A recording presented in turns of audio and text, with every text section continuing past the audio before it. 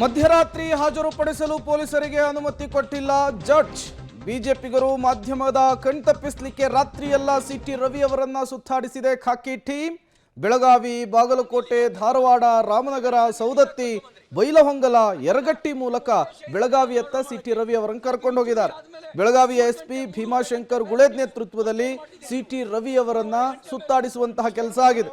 ಬೆಳಗ್ಗೆ ಯರಗಟ್ಟಿ ಡಾಬಾದಲ್ಲಿ ಉಪಹಾರವನ್ನ ಸಿಟಿ ರವಿ ಅವರಿಗೆ ಪೊಲೀಸರು ಕೊಡಿಸಿದ್ದಾರೆ ಅನ್ನೋದು ಗೊತ್ತಾಗ್ತಾ ಇದೆ.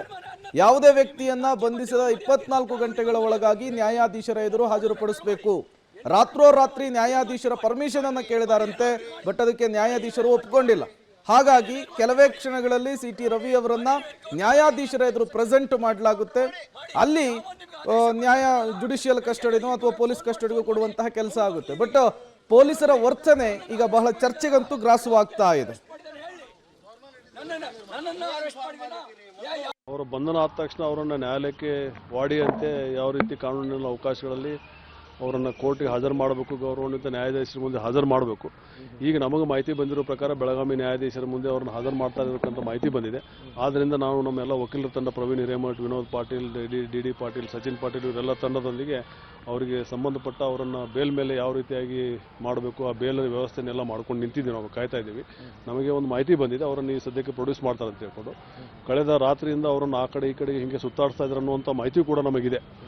ಇದು ಕಾನೂನಿನ ದೃಷ್ಟಿಯಲ್ಲಿ ಅದು ನಮಗೆ ಸರಿ ಕಾಣಿಸ್ತಾ ಇಲ್ಲ. ಸರ್ಕಾರ ಯಾವುದೋ ಒಂದು ಷಡ್ಯಂತ್ರ ಮಾಡ್ತಾ ಅವರನ್ನು ಈ ರೀತಿಯಾಗಿ ಆ ಒಂದು ಇದಕ್ಕೆ ಅವರನ್ನು ಬಲಿಪಶು ಮಾಡ್ತಾ ಇದೆ ಅಂತ ವ್ಯವಸ್ಥೆ ಅಡಿಯಲ್ಲಿ ಬಲಿಪಶು ಮಾಡುವಂಥ ಎಲ್ಲ ವ್ಯವಸ್ಥೆಯನ್ನು ಅವ್ರು ಮಾಡ್ತಾ ಇದ್ದಾರೆ ಅಂತ ಅನ್ಕೊಳ್ತಾ ಇದ್ದೀವಿ. ಯಾಕೆ ಅಂತಂದರೆ ನಾನು ನ್ಯಾಯವಾದಿನೂ ಅಷ್ಟೇ, ರಾಜಕಾರಣದಲ್ಲಿ ಇಟ್ಕೊಂಡು ಕಳೆದ 30 ವರ್ಷಗಳಿಂದ ಸಿಟಿ ರೋಡ್ನ ಹತ್ತಿರದಿಂದ ಬಂದಿದ್ದೇನೆ. ಯಾವತ್ತೂ ಕೂಡ ಅಗೌರವಯುತವಾಗಿ ಮಾತನಾಡುವಂಥ ವ್ಯಕ್ತಿತ್ವ ಅವ್ರದ್ದಲ್ಲ.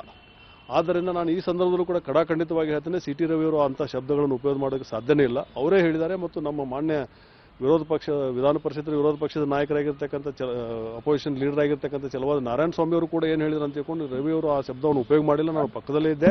ಅವರು ರವಿಯವರು ಉಪಯೋಗ ಮಾಡಿದ ಶಬ್ದ ಫ್ರಸ್ಟ್ರೇಷನ್ ಅಂತ ತಿಳ್ಕೊಂಡು ಹೇಳಿದ್ದಾರೆ. ಆದ್ದರಿಂದ ಸರ್ಕಾರ ಇದನ್ನು ಗಹನವಾಗಿ ವಿಚಾರ ಮಾಡಬಹುದಾಗಿತ್ತು, ಅಲ್ಲೇನೇ ವಿಚಾರ ಮಾಡಬಹುದಾಗಿತ್ತು. ಇದು ಆಗಿರ್ತಕ್ಕಂಥ ಘಟನೆ ವಿಧಾನಸಭೆಯಲ್ಲಿ.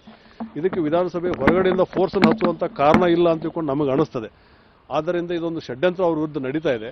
ಒಬ್ಬ ಪೊಲಿಟಿಕಲ್ ಆಕ್ಟಿವಿಸ್ಟ್ ಆಗಿ ನಾನು ಹೇಳ ಬಯಸೋದು ಇಷ್ಟೇ, ಈ ರೀತಿಯಾದ ನೀವು ವೈಯಕ್ತಿಕ ದ್ವೇಷವನ್ನು ಇಟ್ಕೊಂಡು ರಾಜಕಾರಣ ಮಾಡೋದ್ರಿಂದ ಇದು ಸಮಂಜಸ ಅಲ್ಲ ಅಂತನ್ನುವಂಥ ಭಾವನೆ ನನಗಿದೆ. ಆದ್ದರಿಂದ ಈಗ ಸಂಬಂಧಪಟ್ಟ ಹಾಗೆ ಇವತ್ತೇನು ಕ್ರಮ ನಡೀತಾ ಇದೆ, ಅವರನ್ನು ಅರೆಸ್ಟ್ ಮಾಡಿದ್ದಾರೆ, ಅರೆಸ್ಟ್ ತೋರಿಸಿದಾಗಬೇಕು, ಇನ್ನು ಕೋರ್ಟ್ ಮುಂದೆ ಹಾಜರು ಮಾಡಬೇಕು. ಆ ಹಾಜರು ಮಾಡುವಂಥ ವ್ಯವಸ್ಥೆಯಲ್ಲಿ ನಾವು ಅವರಿಗೆ ಬೇಲ್ ಹಾಕಬೇಕು, ಯಾವ ರೀತಿ ವ್ಯವಸ್ಥೆ ಮಾಡ್ಕೋಬೇಕೆಲ್ಲ ಮಾಡಿದ್ದೀವಿ. ಅವರ ಬಂಧನ ಆದ ತಕ್ಷಣ ಅವರನ್ನು ನ್ಯಾಯಾಲಯಕ್ಕೆ